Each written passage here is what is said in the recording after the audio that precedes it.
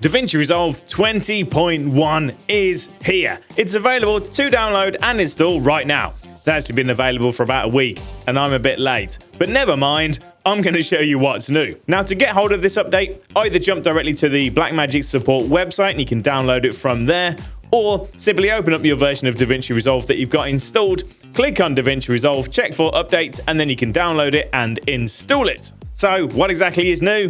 Let's jump in and I'll show you. I'll highlight anything that's studio only with a studio only little label so you'll know it's not included within the free version. Now let's kick things off with something that is in all versions, and that is the new Search Effects keyboard shortcut. So there's a brand new keyboard shortcut which you can use on the edit page and the cut page, which allows you to search the effects library and insert all of the stuff from the effects library without actually opening up the effects library. It's super neat. I like this one. It's going to save you a bunch of time. So here we are on the edit page, and all I'm going to do is give this clip a click, hit Shift and Space.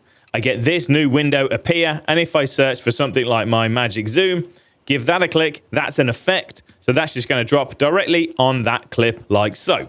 If we just undo that a moment, Shift, Space, let's search for an adjustment clip, give that a click, and that's going to be placed on top. It's going to be exactly 10 seconds long. That's because that's what I've got my settings set as within the preferences, user, editing. You've got this standard generator duration. You can change that if you need to change the length of the generators or the adjustment clips that drop onto your timeline. Now this works for audio effects. So if I give this audio a click, same thing. Let's just search for something like vocal channel, drop that on there. That's going to appear on that audio. It also works for transitions. So if I make a little cut here, I don't need my playhead on it. I just need to be near it. Shift, Space, we'll search for the smooth cut, give that a click, and it's just going to drop that transition on the nearest edit point. Now, as you may have noticed, there is a history. So all of the things that you've searched for will appear here. So that's super handy to get hold of. Oh, and that also works on the color page. I said it was only edit and cut. I lied. It also works on color. Handy. Now, one thing which did catch me out is I use a custom keyboard layout. I've got my own one saved. And when I first opened DaVinci Resolve 20.1, this wasn't working. I think I'd already set something to be Shift and Space. So just in case you need to know, if yours isn't working, click on DaVinci Resolve, go to Keyboard Customization. If we do the search within here, it's literally called Search Effects. You can see it under the Edit category. Mine's Shift and Space. Mine was blank, or it was something else. I can't remember. If we just give that box a click, Shift and Space, save that, and then it will work. Next up, rulers and guides. This is something people have wanted for a long time. You can now set up your own custom guides within the preview window and the snapping, but you can bypass the snapping if you want to. So all you need to do in your preview window, you click on this little drop down, which is all of your overlays and whatever else. There's some new ones at the bottom. We've got rulers and guides. So if we turn those both on, you see we get these rulers around the outsides of our preview. If we click on that ruler, we get a guide, so we can move these down. If we click over here and then drag, we can get another one just like so. And you can do as many of these as you like. You can set up rule of thirds, you can set up safe zones, you can do all of those handy dandy little things. If you right click on one of the guides, you can edit it, so you can be a bit more precise by entering the number in. And you can delete it, so we can remove the guide. Now, if I select this clip, we're going to turn on our overlay, our transform overlay, and as we drag, it will snap. And as we snap to those grids, they will highlight in purple, which is super handy. If you don't want the snapping, just temporarily, just hold Alt or Option, and you can bypass it, so you can drag it wherever you like, and it won't snap in place. You want to get rid of those, you just toggle it off, and job done. Mouse pointer. Mouse to C, whatever you want to call it. There's a new handy shortcut so that your playhead will automatically go to wherever your mouse pointer is. So my playhead's over there, but I want it to be over here. Rather than just clicking the mouse, I can hit C on my keyboard and the playhead will jump to wherever my mouse was. C, C, C, C, C. Now this is also cool because if you hold C, it will just follow wherever your mouse pointer is, which I think is similar to how Final Cut works. So you've got this kind of magnetic pointer playhead thing. You can just put this wherever you like. You can click something and then we can drag it around and then move over here. And it's always just going to follow wherever your cursor is. It's pretty neat. If you want to customize that, once again, go into the keyboard customizations, then click on C. It'll show you mouse pointer. You can give that a click and you can see it down here. So you can change the shortcut or add an additional one if you want to.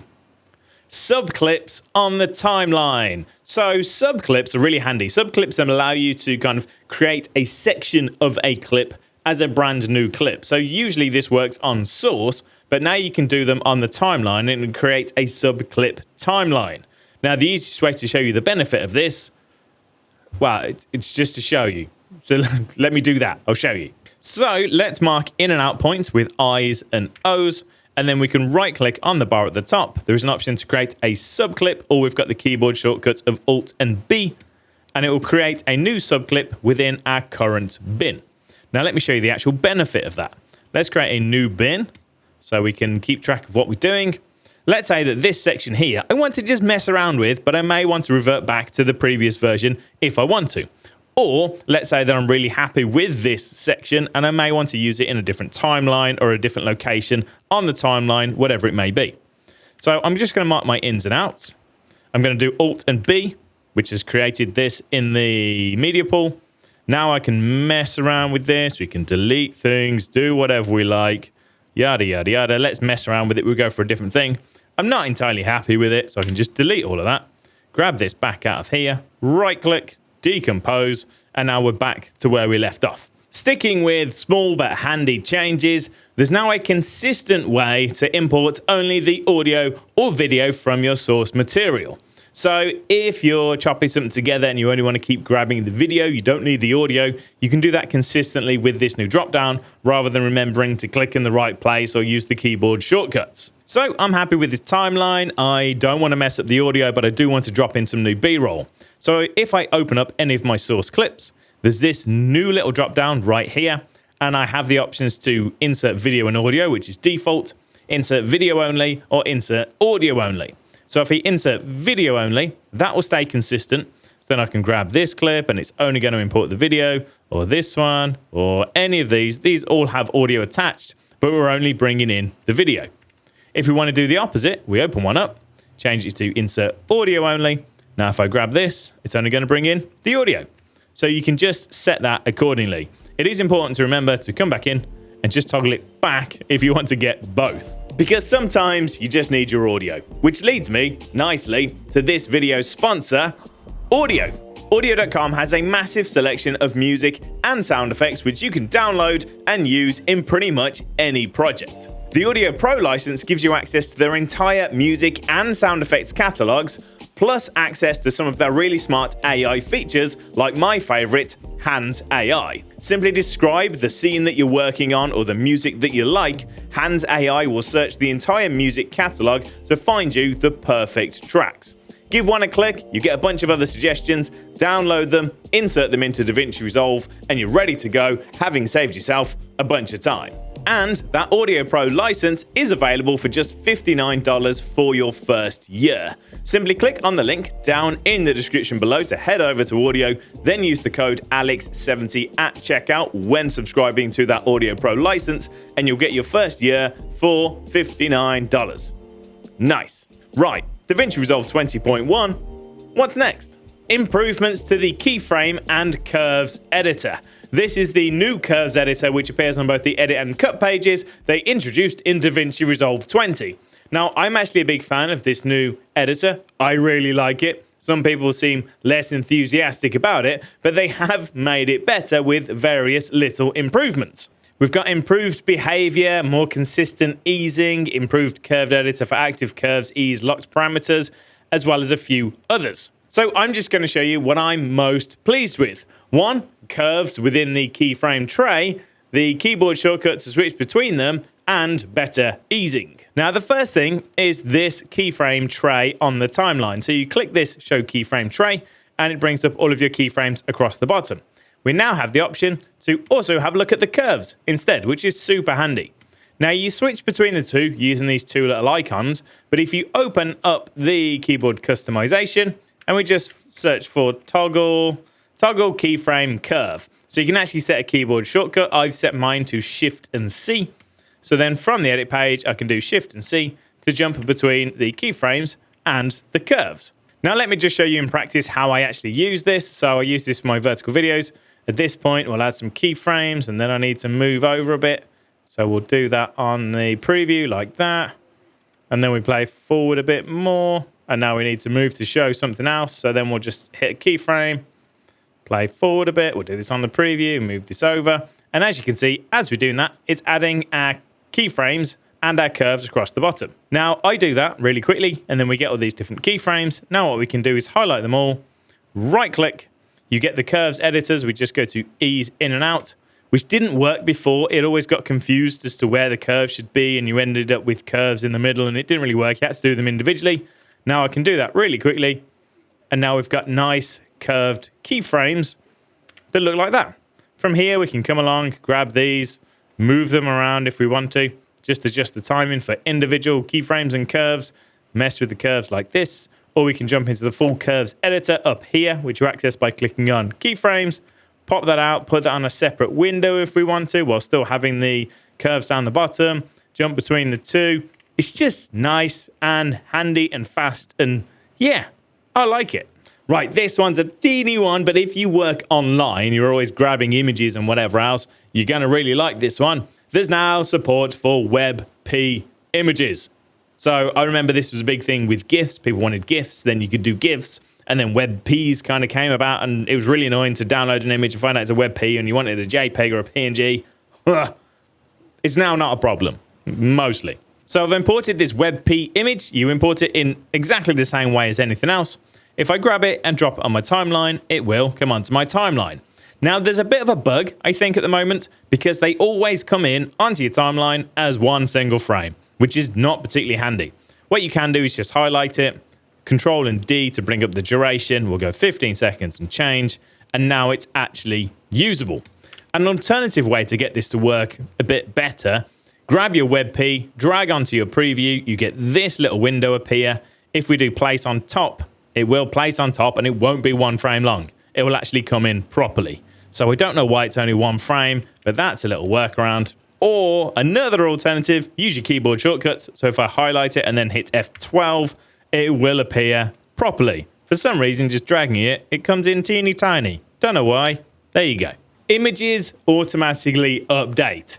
This one, again, is pretty handy if, like me, you do a lot of online content, because you may be creating some images in Photoshop or Affinity or whatever. Then if you save it, you want that save to be replicated within Resolve. Now it works. And this also works really well when combined with our automatic synced folders, which they introduced in DaVinci Resolve 20. So I've got this bin set up here. I've got my thumbnails. I imported this folder directly from this thumbnails folder on my PC. And I have right-clicked and set up the automatic resync media files. So anytime I add new files to that folder, they will appear within this bin. That was in 20, but it's just super handy. Now I've got this image here. This is one of my thumbnails. I've got this open in Photoshop. If we just move things around, yes, I'm using Photoshop on this PC, not Infinity at the moment. And then we're just going to export this image and overwrite the existing one.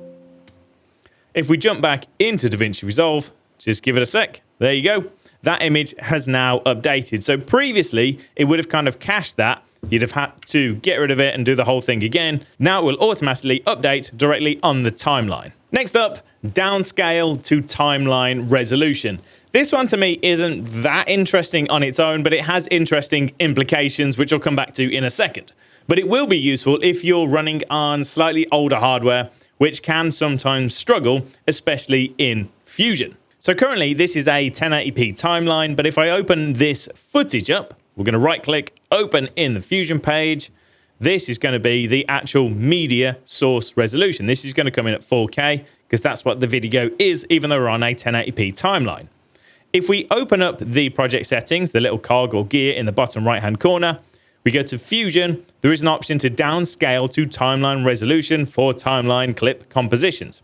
If we tick that and then save, do exactly the same thing, right click, open in the Fusion page, this is now going to be 1080p. So it's automatically downscaling our media so that it matches our timeline resolution, which means everything within this Fusion composition will run that little bit smoother because it's got less work to do. Again, it's useful, but it's not all that useful for me personally, but some people will really benefit from it. The main thing for me is they are looking at that stuff. One of the big issues I have with Magic Zoom, for example, which worked in a slightly different way, is Magic Zoom will always use the timeline resolution. So if you've got 4K clip on a 1080p timeline, when you zoom in, you're zooming into 1080p, not 4K, which is really annoying. This is a slightly different issue. But now we know that looking at this sort of thing, hopefully they give us the ability to work the other way so that my plugins can use the source resolution, not the timeline resolution. That sounds confusing, but the people that are using it and have this issue will know what I'm talking about. I'm excited because hopefully it means they'll give us the ability to do it the other way around in the future. Anyway, talking about Fusion stuff, they've added something else which is super handy, but only for a relatively small kind of niche section of you, and that is it's easier to edit controls within Fusion. What do I mean by that? Well, when you're making macros, when you're making your own plugins or whatever, you have to often create your own user controls. It was always a pain to do, now it's just a little bit easier. For example, I've got this text plus within Fusion. If I wanted to amend any of these controls, I would have to right-click on the heading name or on the node, come down to edit controls. There's a giant list of all the controls. I'd have to find the one that I want, size 1, and then amend it. Now what you can do is simply go to the control over in the inspector, right-click, come down to edit control, and you'll jump straight to that correct one. A, it's faster, and B, you always know you're looking at the correct thing. And then we can change it, customize it, do what we want, click OK, and now we've created a custom control, which we can customize further if we need to. Hopefully they continue to do some more work to make making macros that little bit easier, because there's still some oddities, like they always go to the very bottom. I'd like to be able to reorder them, please. Anyway, stuff like that. Hopefully it continues to improve. Next up, we now have the ability to record voiceovers in 32-bit float. Audio stuff, fella, I don't know. But basically 32-bit float is like a high dynamic ranged audio recording. So if you recorded with your volume too high, it doesn't all get clipped. You can still recover some of that information so that your recording still sounds pretty good. Now, you do need to make sure that everything else in the pipeline is set up to actually record 32-bit float. If you're using a microphone which can't do 32-bit, then it's not really going to make much of a difference. But providing everything else is set up, then it's really easy to actually enable this within DaVinci Resolve itself. All you need to do, click on the little cog or gear in the bottom right-hand corner to open up your project settings, come down to this Fairlight tab in the middle, use 32-bit float recording, give that a tick, and then hit save. Now, whenever we go to our voiceover, which is this little icon here, to open up our record voiceover window, we can select the name, select the microphone we want to use, and then when we actually record, it will be recorded in 32-bit float. Again, just make sure that everything else is set up to actually get 32 bits of goodness. Magic Mask 2, which is awesome by the way, is now available within Fusion. This is a studio-only feature, by the way, but you probably knew that already. Let me show you how it works. So all we need to do, I'm going to open this clip up in the Fusion page. Here it is. We're going to search for the Magic Mask. We'll drop that node on there. And if we have a look, it's all different. This is Magic Mask 2. It works in pretty much the same way. So if I click on this lady's face, it's just going to pick up her face and get rid of everything else. If you need to be able to see what you're clicking on, the easiest way, put Magic Mask over on this preview. I'm going to put my media in on the left-hand preview because we can still click over here. And we'll click on her hair as well. You click now rather than dragging. There's a few weird bits, so let's just give something else a click. And it's picked all of that up. And if we wanted to track, we would simply track.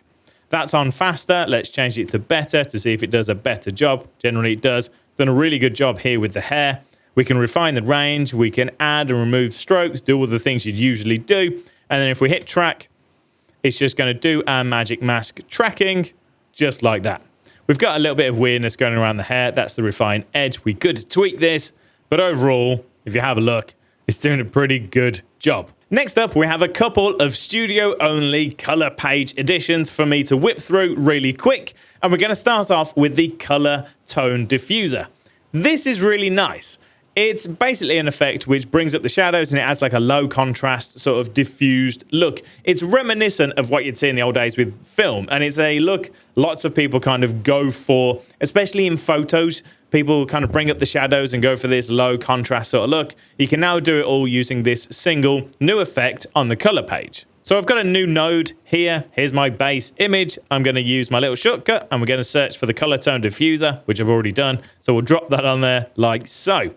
By default, it comes in as a clean plate. You've got a bunch of options, so you can come in and just start messing with these, or you can use one of the presets. So if we go for subtle, this just brings up the shadows and gives us this low contrast sort of look. We've got a low contrast one for lower contrast, strong start, teal soft, which adds a little bit of teal into those shadows, teal high contrast, comfy couch, warm dinner, or you can come along, go to custom and just customize as you like. Or you can start from one of these and then mess around with all the settings. So we've got color space controls, we've got diffusion settings, the soft clip, highlight clips, tone lights, fall off, image adjustments, loads of fun stuff to have a play with in there to create different looks directly from this one tool.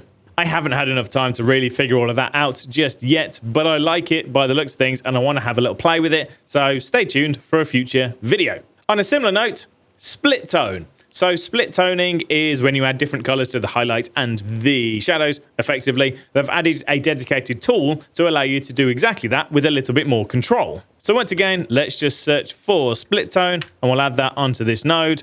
Once again, we've got some different kind of presets, natural, strong, or custom. Let's go with strong. And then we've got the strength, the pivot, the hue, angle. So if we want this to be really strong, then we've got the pivot, how much do we want to be affecting the shadows versus the highlights. And then we've got the hue angle, which is basically which two contrasting colors do we want to use. One of them will go in the highlights and one of them will go in the shadows. This is obviously too strong, but you know, you can come along and you mess with this to get it looking however you like.